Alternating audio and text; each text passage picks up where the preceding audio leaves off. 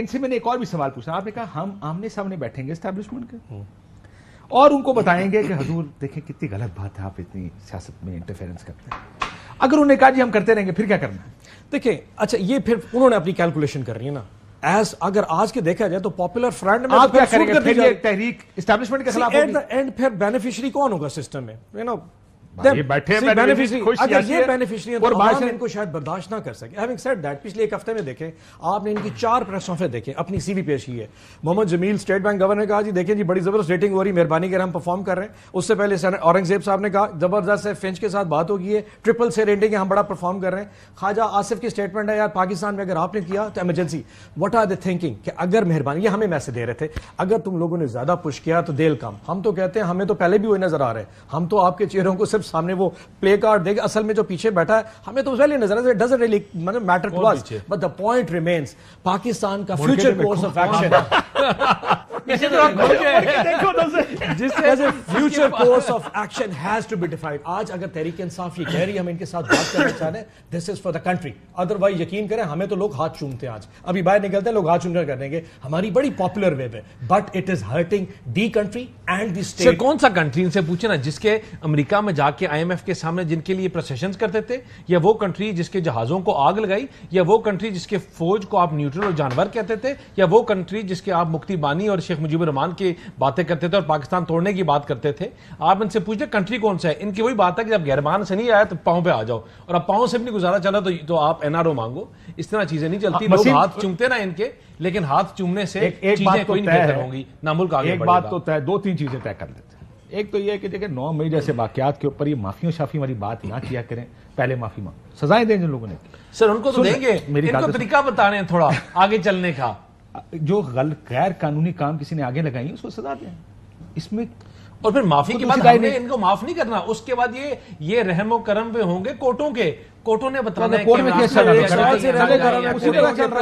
اپنی کنفیشن کے بعد. وسیم اس وقت کیا واقعی آپ کو لگتا ہے, یہ کہتے ہیں Imran Khan N R O مانگ رہے ہیں, آپ کو لگتا ہے عمران خان صاحب این آر او مانگ رہے ہیں؟ بسم اللہ الرحمن الرحیم. دیکھیں اصل میں جو سی وی پیش کرنے کا مقابلہ یہ زور و شور سے جاری ہے نا, مطلب مجھے ایسا لگتا ہے کہ خان صاحب کو بھی پتا ہے کہ اس وقت گورنمنٹ اور اسٹیبلشمنٹ ساتھ چل رہے ہیں, لیکن اس لیے چل رہے ہیں کہ اسٹیبلشمنٹ کے پاس بھی اور کون سا آپشن ہے. یعنی یہ نہیں کہ اسٹیبلش بینیفیشری ہے مسلم لیگ نون, یہ نہیں ہے کہ مسلم لیگ نون کا کوئی بڑا سے بڑی محبت اسٹیبلشمنٹ کو.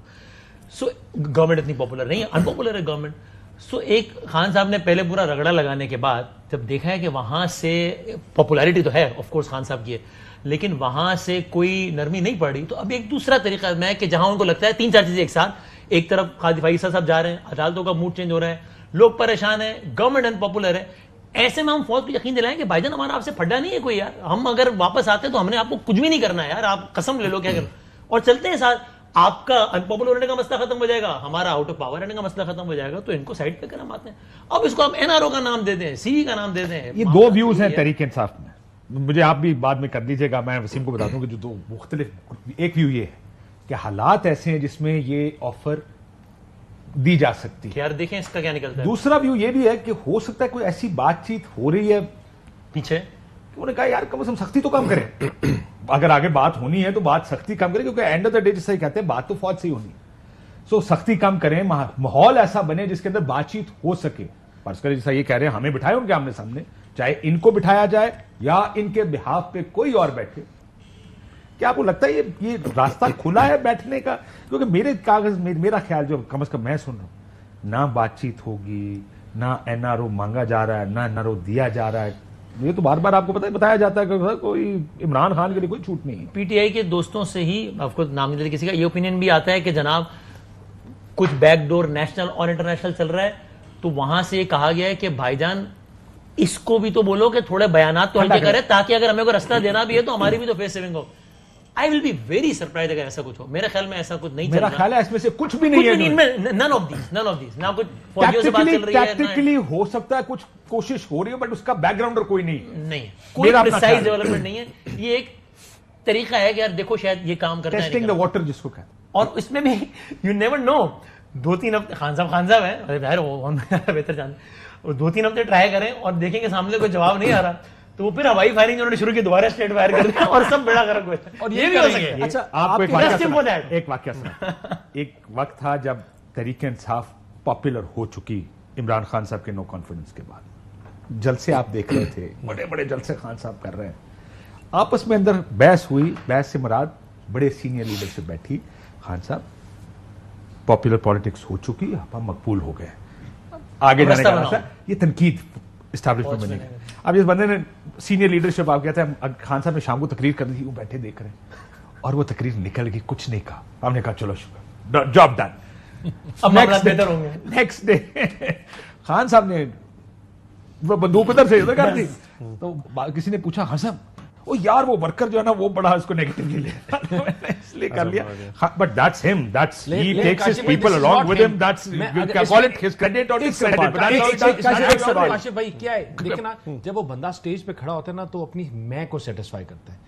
उनकी जो मैं ना आज तक, वो वर्ल्ड कप हमें बड़ा भारी पड़ा, उस वर्ल्ड कप में इंतजामुल हक भी हीरो था, उस वर्ल्ड कप में वसीम अकरम भी हीरो था, लेकिन इमरान खान ने कभी टीम की जिक्र ही नहीं किया, ना टीम प्लेयर है वो, उसकी मैं जो है ना, मैं वो जब स्टेज पे खड़ा हुआ ना अपनी मैं सेटिस्फाई की। और आज भी जब पाकिस्तान को कमजोर करने की अपने इदारों की बात करते हैं और जब उनको समझ नहीं आता उनकी ज़हनी कैफियत पे क्या बातें कर जाते हैं, इदारों को कमजोर करने की बात जनरलों के नाम लेने से ही होती है ना। सर नहीं, जनरलों के नाम नहीं सर, ये अगर आप कहे तो मैं चला देता हूं, मुल्क को तबाह करें ये जर्नल और काशिफ भाई, नवाज नहीं काशिफ भाई की खराबी पे सर काशिफ साहब एक बात कर रहे हैं, मैं कहता हूं चला देता हूं, सब यही करते हैं कि आप अपनी एक पूरी जनरेशन में आप नफरत के बीज बो, एक पूरी जनरेशन को आप कहो कि यार कि ये मुल्क के दुश्मन है, जो हाफिज थे ये दुश्मन है, आप एक पूरी नस्ल को, एक पूरी जनरेशन को तबाही की तरफ ले जाओ।